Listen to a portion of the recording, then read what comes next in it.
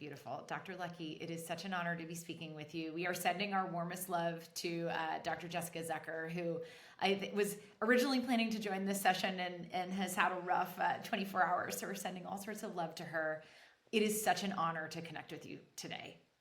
Thank you so much for having me. I'm thrilled to be doing this.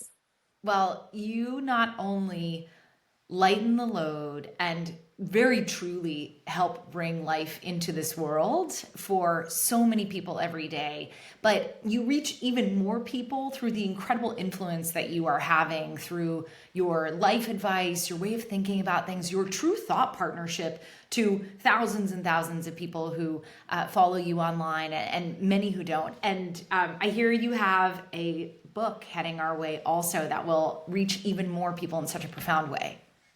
That's my hope. I really feel like this was something I had to do. It wasn't necessarily something I set out to do or was looking into. I just was surprised to find that by 2025, we don't have a resource that people can look to and say, this is the fertility Bible, right? Like, this is the go-to resource from a doctor. There's a lot of books that are written and they're great.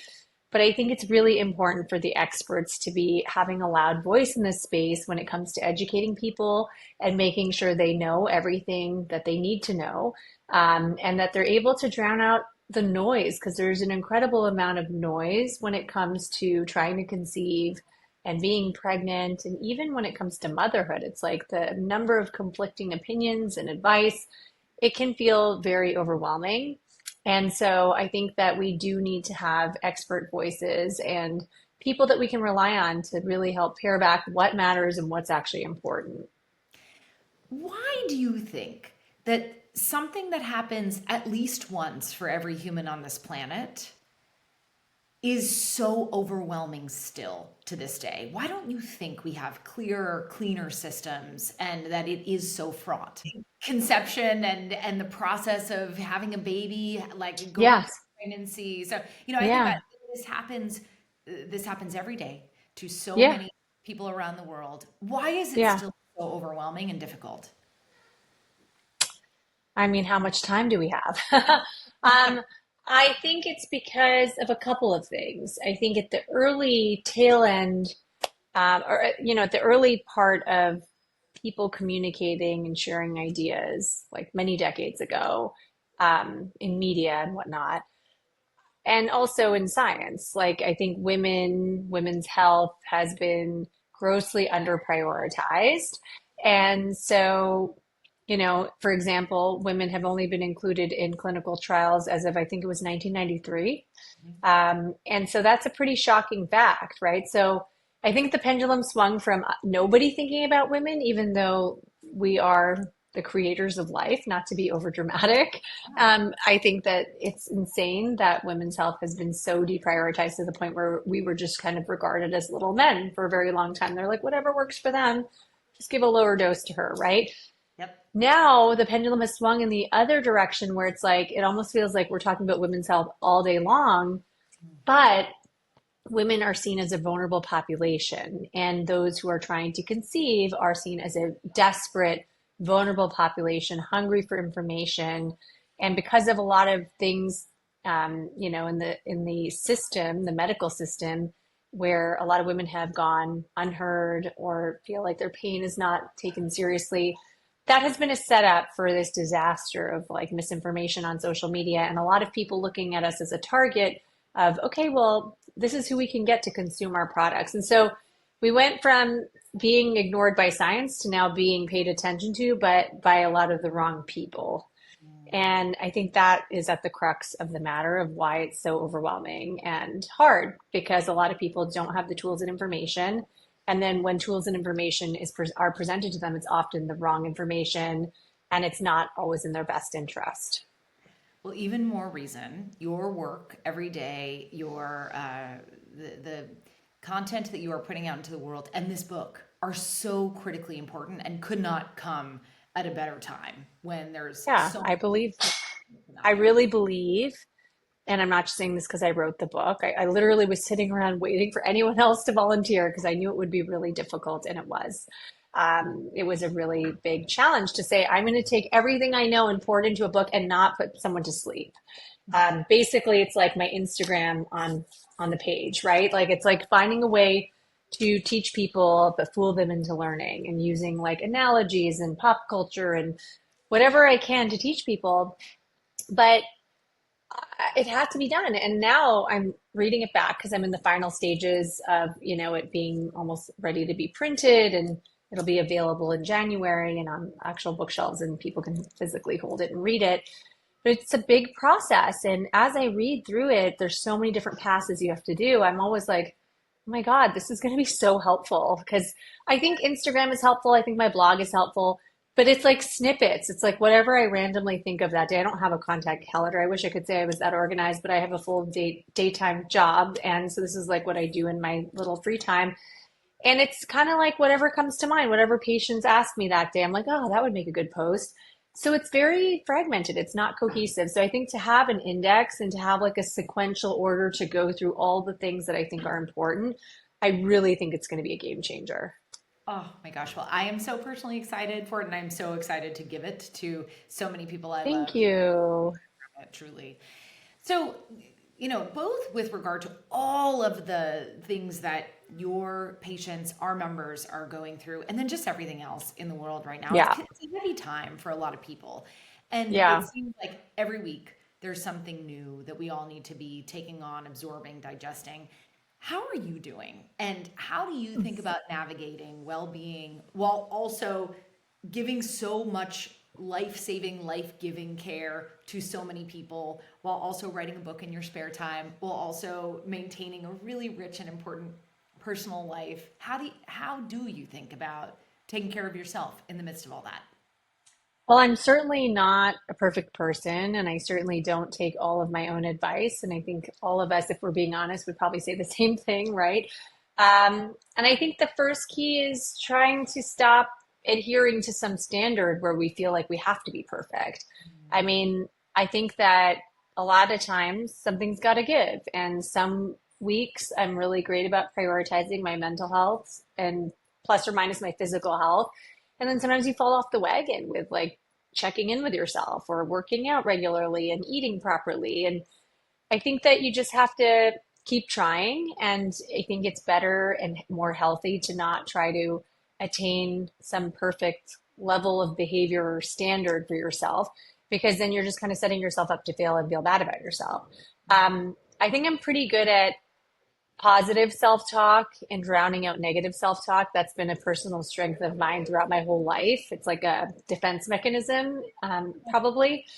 And I think also compartmentalizing, and that helps me a lot. Of course, I consume social media, the headlines, and I'm aware of everything that's going on, and I care deeply about it.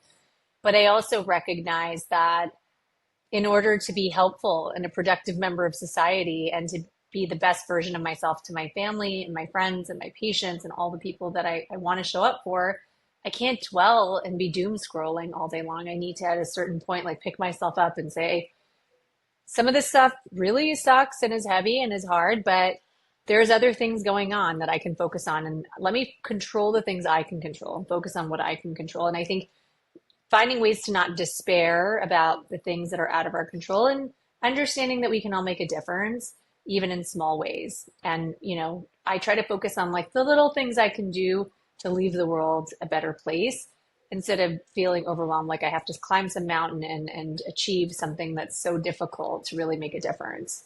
Oh, I love that. I think there's so much talk about self-care, and of course those things are important, particularly when it comes to genuine healthcare, medical care. But Yeah.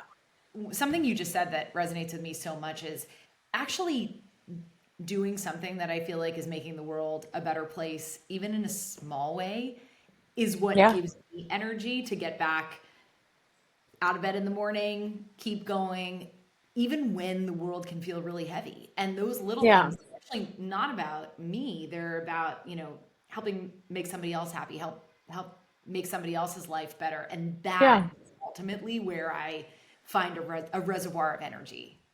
Yeah. It's kind of like a form of mindfulness. You can be having a really crappy day and sometimes I'm like falling behind. There's a million things happening, but I try to be really present with the patient that's sitting in front of me. And I feel like it goes such a long way. It makes such a huge difference because this is such a sensitive area that I'm working in and very anxiety provoking at times. I think it's very easy for people to have a guard up. And so just even making, small talk or a joke here or there and just kind of just relaxing a little bit and taking a moment and focusing on what's happening in the room in that present moment instead of thinking of the millions of things that I have, in my inbox or whatever else is happening in the world. That is making a difference in the world. Being present with that person is going to make their experience so much better. And that's very motivating. It's very, very motivating when you think about it that way. Well, I know firsthand the impact that you have had for me. And I also know from many friends of mine who, when they've seen us together, you talking about Duckbill or us talking about you, say, oh my God, I have my child because of Dr. Lucky, or I have my sanity or my fertility because of Dr. Lucky. So please know Well, I have that. my sanity because of you guys. My husband and I are so grateful. It's been very helpful to me as a working mom and as someone that has a million things like between patients being like, can you call and change this doctor's appointment? Because those are the types of things that can only happen during certain hours and it's just not feasible. So like before I started using Duckbill, I feel like just things didn't get done. So it's definitely, it takes a village and sometimes it takes an AI powered app. Amen. Amen. A village of AI and some really brilliant humans to come together. I'm so glad to hear that. And actually, it's the perfect segue. We just did a study with the Harris poll that told us very sadly, although perhaps unsurprisingly, that 31% of 18 to 34-year-olds procrastinate or avoid booking doctor's appointments because they Yeah. can't spend time during the day, they have too much anxiety around it. What are your thoughts on this? Does it surprise you? Does it resonate based on your own No, experience? I 100%. I've lived it. I mean, I've been late to get my dental cleanings. I've been late to get my pap smear. I'm like not ashamed to admit it because we're all human. And it's an important PSA because it's such a silly thing to deprioritize your health. Yes. And it only sometimes becomes a priority for many people once they're sick. And that happens to me too. I like run myself ragged and then I have a health crisis and I don't feel well. And then all of a sudden that's the only thing that matters. So whether you like it or not, you have to prioritize it. And outsourcing or asking for help is not, a dirty word. So I definitely think it's universally a problem. And so instead of feeling bad about it, just find a solution. And whether that's, using technology and, putting reminders in your phone. I mean, you have to find a way to prioritize this because otherwise, it's either you make time for your health or you have to make time for illness. That's something my mom always used to say to me growing up. God, that's so well put. The number one use case that people use Duckbill for is medical appointment booking. Yeah. And Because we there's a lot of often, waiting on hold and things like that that you don't have time for between meetings. exactly, especially when doctors' offices are understandably open limited hours, they often overlap with working hours.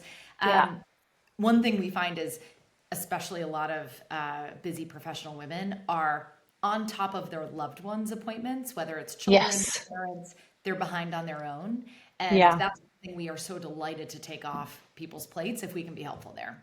Yeah. And I like that you have like a recurring feature because like you need a dental cleaning every 6 months, like it's just, it helps you kind of stay organized. So glad. Talk to me about how the physical, emotional, logistical burdens of the fertility journey, pregnancy, caregiving all compound with each other. When a patient or someone in your life needs help with any or all of Hmm. these, what are your go-to suggestions? Yeah, I mean, I think that it's a real problem. I think knowing what to anticipate is the big thing, and people often overestimate how long a process like fertility treatment, like IVF, would take, and they'll assume they're going to be on shots for months and months, and they're going to need to come in every single day. So I think when I explain to them the exact window, and there are pockets of time in between where there's a lot of wiggle room and leeway if you need to travel and how to kind of plan things. And there's things we can do to manipulate the timing of the menstrual cycle so that we can ensure that the window of opportunity falls during a good time in your life. So there's a lot that your clinic and your doctor can help you with, but you have to communicate. And Mm. so that's the key is like, don't just assume and then avoid and then hold off on something that could be very time sensitive, depending on your situation. Instead, communicate, over communicate your concerns so that the people, the experts can actually help you and help you figure out how to, compartmentalize and organize and get it all together. I think mental health should always be overestimated, what the mental health burden is, because a lot of people feel up for the challenge when it comes to fertility treatment, but I always say it's a marathon, not a sprint. And so, just like you would prepare very differently if you were running a marathon on Sunday versus just going for like a 15-minute jog, over prepare because no one's ever said, I wish I didn't get a therapist, or I wish I didn't, have really specific conversations with my family and friends and prepare them to support me. And then it ended up being easier than expected. That was a waste. But people do regret underestimating the mental health tool and then finding later down the line that it actually can be really difficult. And sometimes things can happen that are unexpected. And so I think just being prepared in all the ways that you can support your health, support your mental health, just being really open and communicating with your partner if you have a partner, with your family, your close circle of friends that you may want to let in on this information of what you're embarking on.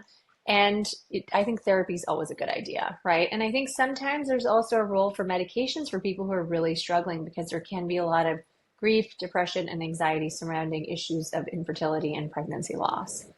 Gosh, I feel like that's all amazing advice for life in general about Yeah. surrounding yourself with support system, communicating, and Yeah. especially for someone going through this journey. We got some amazing questions from your followers. One is, what are your tips for managing early anxiety after a successful transfer following prior pregnancy loss? Yeah, I think that we can't pretend that you're just not going to feel anxious, and there's no way to avoid that. I think it's natural. And so give yourself a pass to say it's normal that I feel anxious, right? And understand that certain things could be triggering. And I think really being able to have milestones set out in front of you. One of the things I did on my website is I created a pregnancy calculator, but it didn't just put out the due date. It also puts out like, here's when the first genetic test can be done. Here's when you can get your anatomy scan. Because I was a very anxious pregnant woman. I think it's a combination of factors, but being an OBGYN and knowing all the things that could go wrong, I thought of my pregnancy as a series of milestones. And at each milestone, I could breathe a little easier. And I was like, okay, now I'm at 24 weeks. So the baby is, at a good place where, that there we've passed a certain point in the pregnancy that I feel better.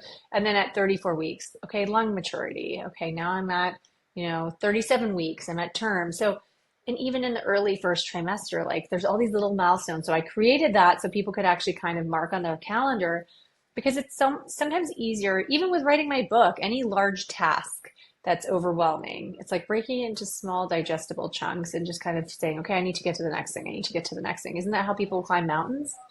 Amen. And fertility pregnancy feels like the ultimate Everest. I Exactly. mean, truly. Exactly.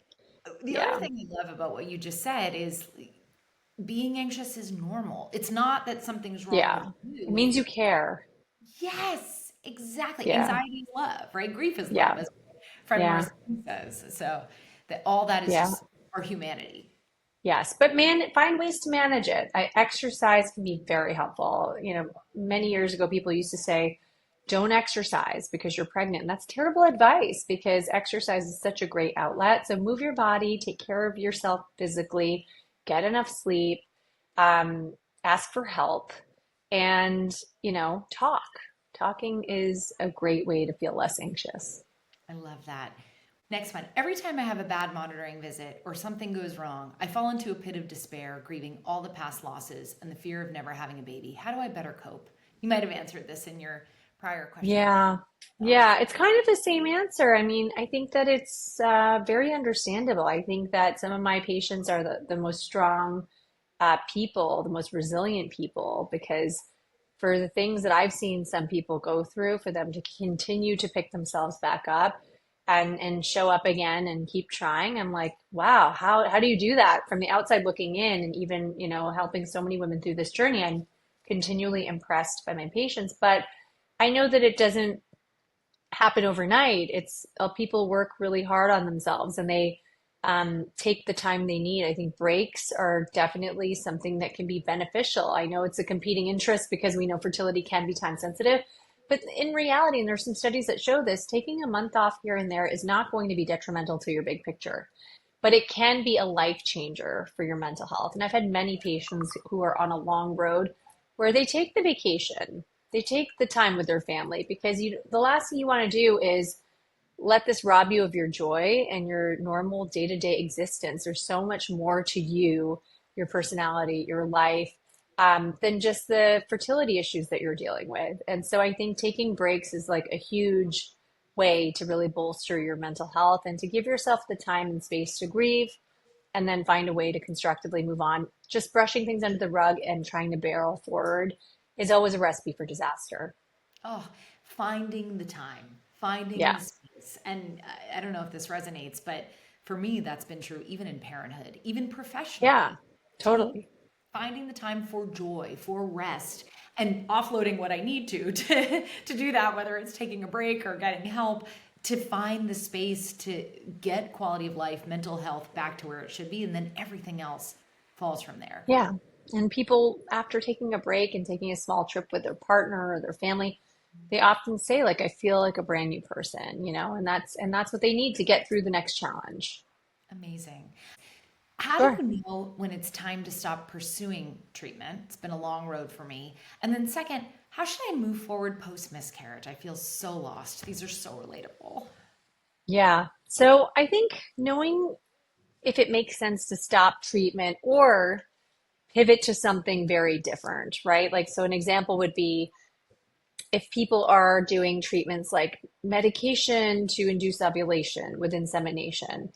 These are one of those treatments that it can take time and persistence, and your doctor should really be able to guide you that based on your diagnosis, your age, your family building goals. When has it been enough? And at what point should we really consider pivoting? And if the answer is to pivot to IVF, right? Sometimes that can be very difficult. That's not a guarantee. And I have some patients, particularly those who are much older and maybe have really, really low egg counts. It depends on how far we get, right? Like, I never really know truly what to expect until someone actually goes through the cycle. And they're not going to truly know how they're going to feel. Yeah. But sometimes it's really obvious. Like, if someone has a hard time responding at all and we can't get to the egg retrieval, that doesn't necessarily mean it's the end of the line. But maybe it's time to stop the medications, not proceed, and then try a different set of medications, a different approach, a different protocol. And I've had success with that, right? And sometimes cases can be very difficult where you're really going against the grain and can't get a response. And in those scenarios, at a certain point, I will talk to a patient like, I can only do so much if I can't get to the eggs, right? If we get eggs, but we can't turn them into embryos, right? So there's like different types of challenges, and there's always kind of fixes or things that we can try. But if time after time we're just not getting where we need to be, I think that's a really personal decision. And it's one of the hardest decisions that I make as a fertility doctor is, at what point do I say, you know what, I think this isn't working. We need to consider other options if you're open to it, or, this is kind of where we're at. Yeah. And it's a lot of balancing of priorities. I don't want anyone to do anything that's an exercise in futility. But at the same time, I don't know everything there is to know. And sometimes, even though it's a long shot, with persistence and time, people can get there. And so it's kind of like striking the balance between what's practical for a person, emotionally, physically, mentally, financially, and what their prognosis is, and being really honest about that in a very gentle way, and what their other options are, and if they're open to those other options. And it's a really unique situation every single time when I navigate these types of conversations. But I find a lot of social media fixates on the successes, and there isn't enough talk about stopping treatment or pivoting or not being successful. And it is a reality for many people, and every situation is unique. I've had times where I felt that it was time to move on, and the patient followed their intuition and said, you know what, I just feel really strongly I want to try again. And I was proven wrong. I mean, it doesn't happen often, but sometimes that happens. So I think we as doctors have to be humble that there are certain instances where you just don't have a crystal ball. You don't know exactly what's going to happen, but we have to use our knowledge and the tools that we have at our disposal to help guide patients to make the best decision possible for them. But at the end of the day, it's a conversation. It's not a one-way decision. Once again, I feel like your wisdom is so applicable for not only people who are going through the fertility journey, but also just life in general. No crystal Yeah. ball, communication, help, support, candor, and balancing those priorities and trade offs is the best we can do. And having some help along the way just makes it even that much easier. And thank you for the help you give all of us truly every day. Yeah, thank you. I think I had another question you asked me, but I forgot it now. Oh, yeah. The last question was how should I move forward post miscarriage? I feel so lost. Like, Yeah. you're using. Yeah. I think it kind of feeds back into some of the other questions, but I think the key is there's built-in breaks that have to happen, not because it's unsafe to try again, but your body can take a little bit of time to get back to normal. Sometimes it takes a month, sometimes it takes a little bit longer. But the key from a medical standpoint is, once your levels fall back to, baseline in terms of the pregnancy hormone, HCG, that we measure, I think at that point, talking to your doctor and getting guidance on, is this time to do some specialized testing? If anyone has had two or more miscarriages, they have to do specialized testing. They absolutely should. Because while miscarriages are extremely common, at the very least, 1 in 4 pregnancies ends in miscarriage, and often they can go unrecognized as a late period, right? If people aren't testing and they don't necessarily recognize it. Um, but if two or more happen, you want to rule out that there isn't anything that could predispose you to recurrent losses. So, Mm. like genetic testing, looking for structural issues, so some form of imaging of the uterus, um, looking for different hormonal imbalances and things like that. And if all of that has been ruled out, know that 50% of workups are negative, and the prognosis is still good. I mean, you've been able to get pregnant. That's actually a great thing. It's just oftentimes it's the wrong egg that got ovulated. And, it's just a matter of having another embryo form to try again. 60% of couples with recurrent losses will go on to have a live birth, regardless of treatment or not. So I think there's a lot of hope there.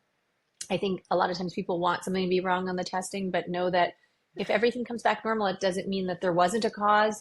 It's nothing that you did. It's not your fault, right? And I think people blame themselves way too much, but just hear me. If you've ever had a miscarriage, it wasn't your fault. Oh Okay. my God. I And have I think, in the world. no, but it's so important because I think that's, as women, we have a tendency to blame ourselves. And then the key is to try again when you're ready. Emotionally, you may not be ready, and that's okay, but give yourself the time and understand that every situation is different, but it is normal and healthy that you feel anxious until a lot of times till you get to that point that you were and get past that point that you were at when you had your initial miscarriage. So these are all normal feelings and you're not alone. So many people experience them, and that's not to minimize it or say it should be any easier. Every loss counts, doesn't matter how early or how late it was. You don't owe anyone anything, and you don't need anyone to validate you. I mean, you just need to hear that this is not your fault. This is very common. You're not alone.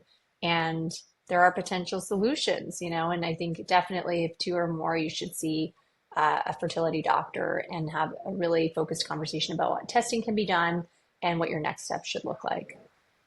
That is amazing advice that addresses both kind of the physical aspects of things, but also the emotional aspect of things, which is so real. Am so privileged to say that I was able to have kiddos after miscarriages, but they were devastating and Yeah. wildly disruptive to Yeah. my life and my, mental health and all those. And hearing that you're not alone in this, like it wasn't the exercise I did or the flight I took or the food I cooked. Like I questioned everything I did. Right. And Right. it's really comforting to hear. I'm Amazing. glad. Dr. Lucky, thank you so much. I want to let you go. I know I've already taken you over time. This was such a delight. so energizing to hear your perspective on all of this. We are also lucky to have you, and I'm so excited for your book to come out. And we will push it. Thank you. I'm gonna stop the recording.